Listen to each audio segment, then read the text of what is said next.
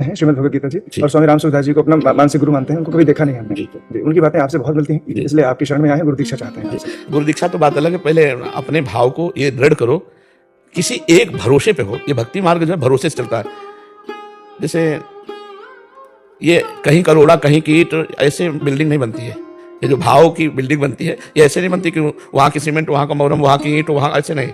सांगो पांग उपासना और ताही को याद का अनुभव होए, हमारे महापुरुष कहते हैं। सांगो पांग कासो कहें, भाषा समझ रहे ना, सांगो पांग कासो कहें, जाको इष्ट एक होए। एक इष्ट, इष्ट को कंत कहते हैं। एक कंत, एक संत, एक मंत्र, एक पंथ, एक ग्रंथ। जैसे हम श्यामा श्याम की उपासना करते हैं हमारे कंत, तो श्यामा श्याम के ही मंत्र, श्यामा श्याम में ही डूबे संत, और श्यामा श्याम का ही ग्रंथ, और श्यामा श्याम का ही पंथ, माने उपासना का मार्ग। तो सांगो पांग उपासना होए, तब या रस की सिद्धि होए।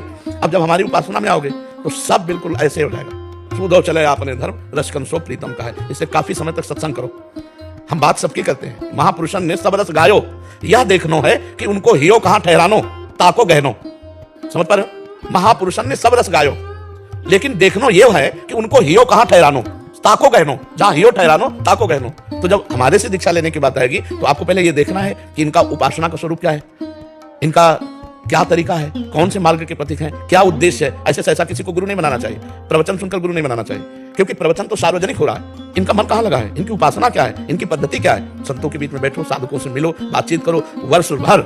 जब ये पता चल जाए कि आप हाँ ठीक है, तब गुरु दीक्षा लेनी चाहिए। ऐसा गुरु नहीं बनाओ, जब गुरु बना ले तो फिर गुरु साक्षात परब्रह्म, तस्मै श्री गुरु। चाहे जैसे हमारे परब्रह्म परमात्मा हो, अब उसके आगे हम नहीं देखेंगे कि कोई गुण है या दोष, हमारे परब्रह्म परमात्मा पर। तब जब पहले मन मिले, इष्ट मिले, भजन रसरीति मिले, और समझ में आ जाएगा मैं कृतकृत्य हो गया, और वो जो बोले सो मान ले, तो बात भी चल जाएगी। स्वामी राम सुखदास जी यही कहते थे, कंठी बंधवाने से कोई गुरु ऐसे से थोड़ी हो जाता, बात मानने से होता है। मान लो मेरी बात मान लो, स्वामी जी कहते थे, बात मान लो, वही गुरु शिष्य हो गया। स्वामी जी ने एक को भी कंठी नहीं बांधी, कहते थे बात मान लो मेरी।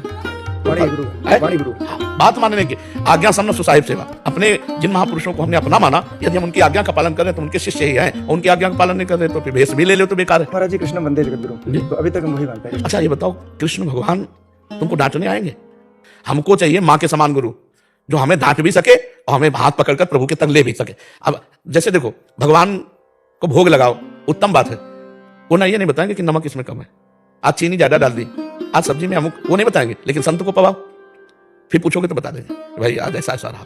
तो संत के प्रथम भगति संतन कर संगा, दूसरी रतिमम कथा प्रसंगा, और गुरुपद पंकज सेवा, तीसरी भक्ति अमान। गुरु कौन है? हरि है, कृष्ण है। तो कृष्ण रूप में नाम उनको देख पा रहे हैं, और वो कृष्ण सबके हृदय में आज से नहीं अनादिकाल से थे, पर आज तक उद्धार नहीं हुआ। वही श्री कृष्ण, बंदो गुरुपद कंज कृपा सिंधु नर रूप हरि, तुम महामोहतम पुंज जासु बच्चन रवि कर निकल। वही श्री कृष्ण जब गुरुदेव के रूप में मिलते हैं ना, तो सब मन नाश हो जाता है। इसीलिए भगवान स्वयं आज्ञा करें, मोते अधिक गुरु ही जी जानी, हृदय में मेरे से भी अधिक गुरुदेव को समझे। तो श्री कृष्ण हमको डांटेंगे नहीं, श्री कृष्ण हमको प्रगट में आकर के समझाएंगे नहीं, लेकिन श्री कृष्ण जब प्रगट गुरु रूप रख लेंगे तब फिर वो हमको डांटेंगे भी, दंड विधान भी कर देंगे, और हमको समझाएंगे भी, और उनकी दृष्टि में दृष्टि मिलाकर हम बात भी कर पाएंगे। अगर केवल भावात्मक गुरु की बात ही होती तो श्री कृष्ण जी को क्या किसी गुरु की जरूरत है? लेकिन क्या भावात्मक गुरु माने या संदीपनी जी को गुरु माना? संदीपनी जी को प्रगट।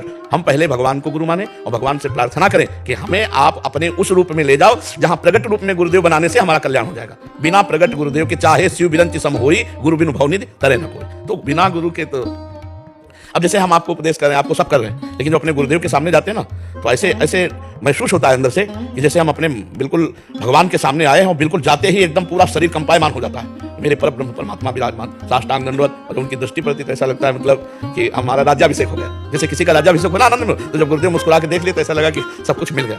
राधा वल्लभ जी हमारे आराध्य देव हैं, लेकिन गुरुदेव के दर्शन से जो सुख मिलता है वो हम आपको बताएं कहीं नहीं। क्यों? क्योंकि वो हमारे लिए राधा वल्लभ लाल जी रूप रख के आए, हमारे लिए पर्सनल आए, हमारे लिए पर्सनल अवतार है। ये सार्वजनिक अवतार नहीं, ये मेरे लिए गुरु का पर्सनल अवतार है। हमारे अभिमान को कौन नष्ट करेगा? हमारे अभिमान को प्रगट में गुरुदेव नष्ट करेंगे। गुरुदेव के समान मतलब कोई नहीं है।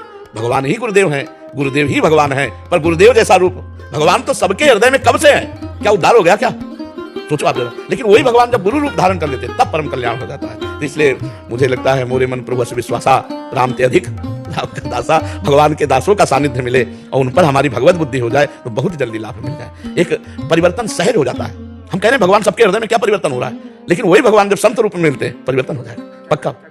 भगवान से प्रार्थना करो, भगवान से प्रार्थना करो, जो जब कर रहे हो वही जब करो। भगवान से प्रार्थना करो कि मुझे सदगुरुदेव की प्राप्ति कराओ।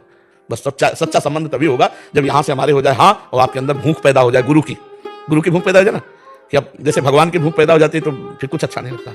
ब्रह्मादिक के भोग सब विषम लागत ताई, नारायण ब्रज चंद्र की लगन लगी है जाए। नहीं खान पान ते भावे है, नहीं कोमल वसंत सुहावे है, सब विषय लगे ते खा रहा है, हरियासिक का मग्न आ रहा है। ऐसे गुरुदेव का विरह सतावे कि हे गुरुदेव आपके बिना चैन नहीं पड़ रहा, कहाँ हो, किस रूप में हो, मुझे मिल जाओ, या तो मुझे पकड़ लो या अपने पास बुला लो, दो में एक बात कर लो। तो ये भगवान से प्रार्थना करो, वो सब सजा देंगे, वो सब बना देंगे।